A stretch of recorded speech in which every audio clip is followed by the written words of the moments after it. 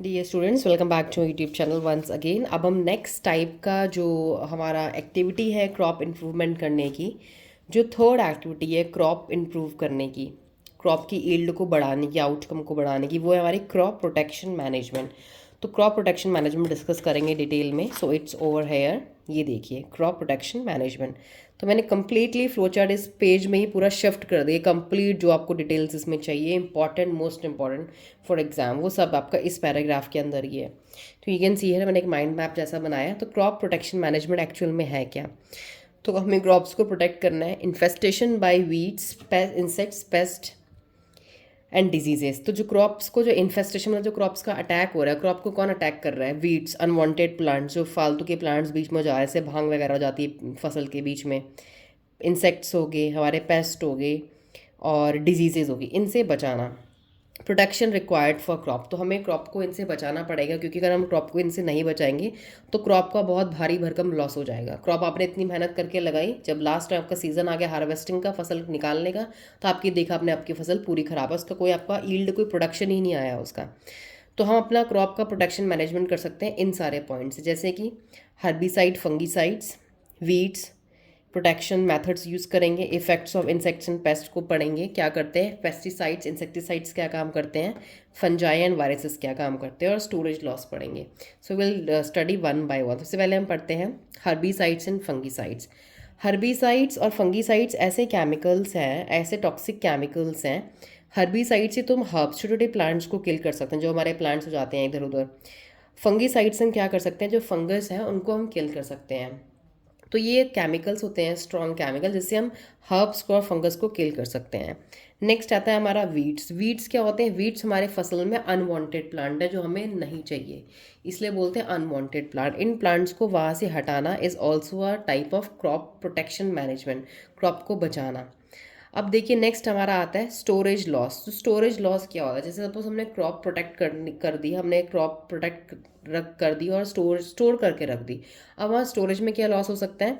Storage में जब crop को आप रख रहे हैं तो क्या लॉस हो सकता है? Due to insects, fungi, mites, bacteria. Insects का अटैक हो सकता है, फंजाई, फंगस, बैक्टीरिया, माइट्स का, कीड़ों का अटैक हो सकता है। या अगर आपका वहाँ पे आपने जहाँ स्टोर करा वो मॉइस्चर ज़्यादा है या टेम्परेचर ज़्यादा है, या मॉइस्चर या टेम्परेचर में अगर कंप्लीट बैलेंस नहीं है, तो आपकी क्रॉप वहाँ से भी ख़राब हो सकती है। मतलब abiotic factors, non living factors और लिविंग फैक्टर्स आपके स्टोरेज लॉस कर सकते हैं, भारी भरकम लॉस हो जाता है कभी कभी। अब देखिए प्रोटेक्शन मेथड्स क्या हो सकती है, हम कैसे अपनी क्रॉप्स को प्रोटेक्ट कर सकते हैं। सीड बेड गुड, जो हम सीड्स को कलेक्ट कर रहे हैं, प्रोटेक्ट रख रहे हैं संभाल के, उनको हम कंप्लीटली प्रॉपरली इसको प्रिपेयर करें। मैकेनिकल रिमूवल, मैकेनिकली आपने प्रोटेक्शन अपने जो क्रॉप्स हैं, जैसे हम निराई कराते हैं खेतों में से, अनवांटेड प्लांट्स को निकलवा देते हैं, तो अब वहाँ से भी अपने क्रॉप्स में से जो प्लांट्स हमें नहीं चाहिए हम उनको वहाँ से निकाल सकते हैं। तो मैकेनिकली हाथ से रिमूवल हो गया। Effects of insects and paste. तो इंसेक्ट्स और जो पेस्ट होते हैं हमारी फसल में क्या नुकसान करते हैं? देखिए क्या करते हैं कीड़े, ये सब सक सेल सैप, जो सेल के अंदर जो रस होता है आपके पेड़ों का, उसको ये सक कर लेते हैं, पूरा सैप पी लेते हैं उसको अलग अलग पार्ट्स में से। कुछ तो क्या करते हैं कुछ कीड़े कि आपकी स्टेम में बोर छेद करके अंदर घुस जाते हैं, फलों को सड़ा देते हैं उसमें। और लास्टली क्या करते हैं, लॉस्ट इन ईल्ड। जब आपके फल सड़ जाएंगे, प्लांट्स ही पहले ही प्लांट्स में आपके छेद हो जाएंगे, कीड़े खा जाएंगे, तो आपका जो ईल्ड है वो बहुत कम आएगा, प्रोडक्शन में आपका लॉस हो जाएगा। नेक्स्ट आता है हमारा पेस्टिसाइड्स एंड इंसेक्टिसाइड्स। तो पेस्टिसाइड्स और इंसेक्टिसाइड, देखिए पेस्टिसाइड्स वो केमिकल्स हैं जिनसे हम पेस्ट को किल करते हैं, इंसेक्टिसाइड्स वो केमिकल है जिससे हम इंसेक्ट्स को किल करते हैं।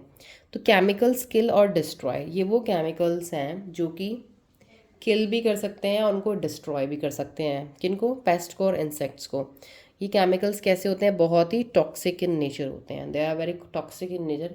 इसी वजह जब उनकी स्प्रे करते हैं हम अपनी फसलों में, क्रॉप्स में, तो ये सारे हमारे जो कीड़े होते हैं, पेस्ट होते हैं, इंसेक्ट्स होते हैं, ये सबकी डेथ हो जाती है।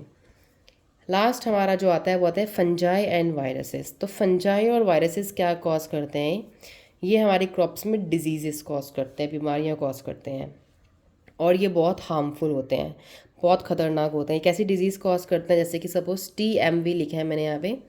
TMV जो होता है ये टबैको मोज़ाइक वायरस होता है। टबैको के प्लांट में ये वायरस अटैक करता है, जिससे कि टबैको से हमें जो मिलता है ना, वो मिलता है निकोटीन कंटेंट मिलता है, निकोटीन की क्वालिटी को बहुत कम कर देते हैं। तो ये होता है TMV। जिसे और क्या डिजीज़ कॉज करते हैं, लीफ रस्ट, लीफ में रस्ट कॉज, जैसी लीफ है इसमें ये रस्ट हो गया, रेड पैचेस लाइक स्ट्रक्चर बन गए, लीफ सड़ा दी।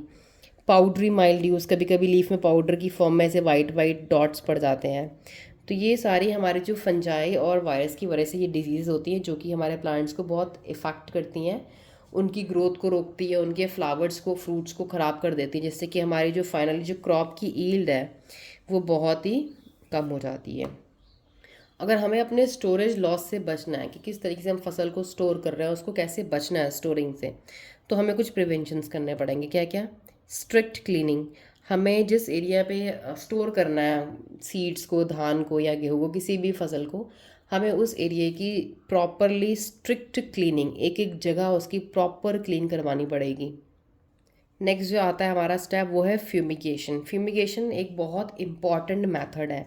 तो fumigation is a method of pest control. इससे हम पेस्ट को कंट्रोल करने की मेथड है, जहाँ पे हम क्या करते हैं, रिमूव करते हैं हार्मफुल माइक्रो ऑर्गेनिजम्स को by completing filling an area with gaseous pesticide.